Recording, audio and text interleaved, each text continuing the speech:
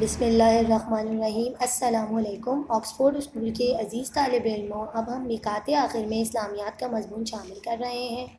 جماعت ہفتم میں کے سلیبس میں سب سے پہلے سورہ البقرہ کی آخری 2 آیات شامل ہیں۔ پہلے آپ اس کی تلاوت سن لیجیے۔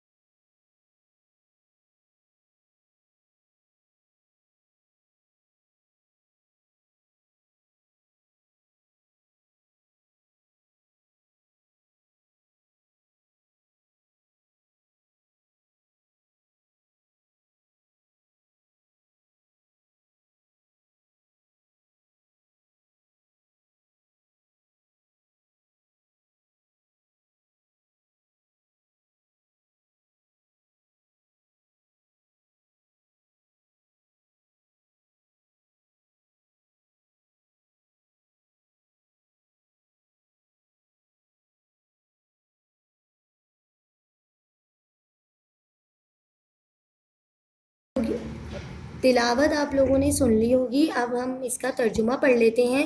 وہ رسول صلی اللہ علیہ وآلہ وسلم اس پر ایمان لائے جو کچھ ان پر ان کے رب کی طرف سے نازل کیا گیا، اور مومن بھی ایمان لائے اللہ پر اور اس کے فرشتوں پر اور اس کی کتابوں پر اور اس کے رسولوں پر، سب یہ کہتے ہوئے ایمان لائے کہ ہم ایمان لانے میں اس کے رسولوں میں سے کسی کے درمیان بھی فرق نہیں کرتے، اور اللہ کے حضور عرض کرتے ہیں ہم نے تیرا حکم سنا اور اطاعت قبول کی۔ اے ہمارے رب، ہم تیری بخشش کے طلبگار ہیں اور ہم سب کو تیری ہی طرف لوٹنا ہے۔ اللہ کسی کی جان کو اس کی طاقت سے زیادہ کا مکلف نہیں کرتا۔ اس نے جو نیکی کمائی اس کے لیے اس کا اجر ہے، اور اس نے نہ کمایا اس کا عذاب ہے۔ اے ہمارے رب، اور ہم پر ان احکام کا بوجھ نہ ڈالنا جس کے اٹھانے کی ہم میں طاقت نہیں، اور ہمیں معاف فرما اور ہمیں بخش دے اور ہم پر رحم فرما۔